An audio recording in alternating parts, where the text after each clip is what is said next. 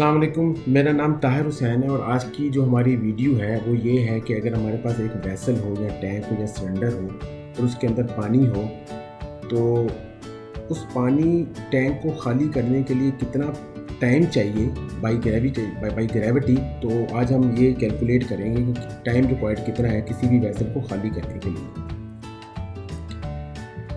तो पहले हम ये कुछ लीजेंड्स हम डिस्कस करेंगे कि जो कि हमारी कैलकुलेशन में इस्तेमाल होंगे।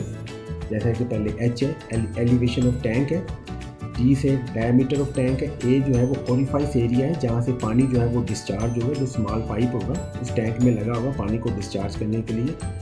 उसके बाद हमारे पास ग्रेविटेशनल एक्सेलरेशन है जो कि हम फीट पर सेकेंड्स में ले रहे हैं, और time required T delta T जो time required to empty a tank ये है, और सी डी जो है वो डिस्चार्ज कोफिशिएंट है। अब डिस्चार्ज कोफिशिएंट जो है वो डिपेंड करता है कि आपका जो पाइप इस्तेमाल हो रहा है वो किस तरह का है, यानी ये राउंड टाइप है या शॉर्ट एजिज है, यहाँ पे शार्प एजिज है, ये इसके हिसाब से इसकी वैल्यूज है। जैसे शार्प एजिज के लिए 0.61 है, और शॉर्ट ट्यूब के लिए जहाँ पे बिल्कुल शॉर्ट ट्यूब हो, बिल्कुल 90 डिग्री राउंड यानी राउंड ना हो, ये वाला कॉर्नर राउंड ना हो तो 0.81 है, और राउंड के लिए 0.98 है।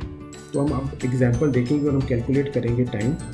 ये डिफरेंट सिलेंडर है, ये हमारे पास वर्टिकल सिलेंडर है, ये हॉरिजॉन्टल टाइप सिलेंडर, ये कोनिकल टैंक है। वर्टिकल सिलेंडर के लिए फार्मूला जो हम इस्तेमाल करते हैं वो है पाई डी स्केयर, जहाँ पे डी से मुराद जो है डायमीटर है ऑफ द टैंक, एच जो है वो हाइट है, वाटर कितना भरा हुआ है इसके अंदर, उसके बाद जी जो है ग्रेविटेशनल कांस्टेंट है ये। इसी तरह ये हॉरिजॉन्टल सिलेंडर के लिए फार्मूला और ये कोनिकल के लिए है। अब हम एग्जांपल देखेंगे कि हम किस तरह टाइम कैलकुलेट करेंगे तीनों टाइप के वेसल्स में। पहले हम ये देखते हैं कि ये वर्टिकल सिलेंडर है, और वर्टिकल सिलेंडर में जो 12 फीट जो है ये इसका डायमीटर है, ये डी जो है ये 12 फीट है, हाइट जो है ये वाटर की वो है 20 फीट, और यहाँ पे जो छोटा पाइप लगेगा, ट्यूब पाइप लगेगा पानी को डिस्चार्ज करने के लिए, यहाँ पे वैसे शो नहीं कराया हुआ, जो पानी को डिस्चार्ज करने के लिए लगेगा वो है 2 इंच है जो पाइप यहाँ पे लगेगा। अब हमने सबसे पहले ये जो छोटा पाइप यहाँ पे लगेगा जो ओरिफाइस है, हमने ओरिफाइस का एरिया कैलकुलेट करना है।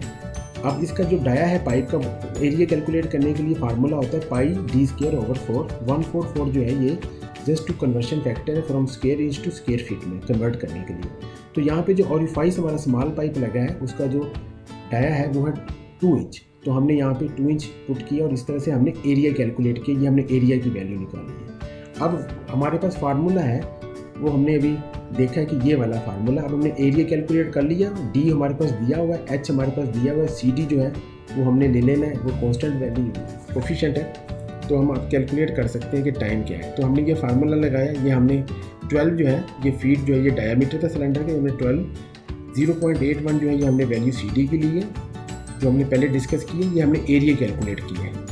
ये स्मॉल ओरिफाइस जो पाइप था उसका एरिया यहाँ पे, और ये हाइट है, और ये जी की वैल्यू ये 8 कांस्टेंट है। तो हमने ये वैल्यूज पुट की तो हमारे पास ये सेकंड्स में आ गया टाइम, उसको हमने आवर्स में कन्वर्ट कर लिया। तो इस तरह की डायमेंशन में इतने बड़े वेसल में 2 आवर्स चाहिए उसको एम्प्टी करने के लिए बाई ग्रेविटेशन के थ्रू, अगर पानी जो है बाई ग्रेविटेशन के थ्रू। और उसमें हमने एक चीज़ मैं और बता दूं कि इसमें जो हमने कंसिडर की हुई है कि वो ये हमने कंसिडर किया कि विस्कोसिटी जो है वो जो है फ्लूइड की वो कांस्टेंट है। अगर मैं जाऊँ पहले वाली स्लाइड पे तो यहाँ पे based on the turbulent flow of the Newtonian fluid जो लिखा हुआ है, इसका मतलब है कि ऐसा फ्लूइड जिसकी विस्कोसिटी जो है ना वो कांस्टेंट रहती है, उसे न्यूटोनियन फ्लूइड कहते हैं। तो यहाँ पे हमने विस्कोसिटी जो है वो कांस्टेंट कंसिडर की हुई है। इसी तरह जो हॉरिजॉन्टल सिलेंडर है इसमें हम देखेंगे कि ये 7 फीट जो इसका डायमीटर है और 9 फीट इसकी लेंथ है, और यहाँ पे जो ओरिफाइस ट्यूब पाइप लगा है वो 4 इंच का है पानी को डिस्चार्ज करने के लिए। तो पहले हमने ये एरिया निकाला इसी पाइप का, ओरिफाइस पाइप का, उसी तरीके से यहाँ जैसे हमने यहाँ पे निकाला है। उसके बाद हमने फार्मूला लगाया, जस्ट वैल्यूज पुट की और हमारे पास टाइम आ गया, तो 7 मिनट्स आया। इसी तरह हम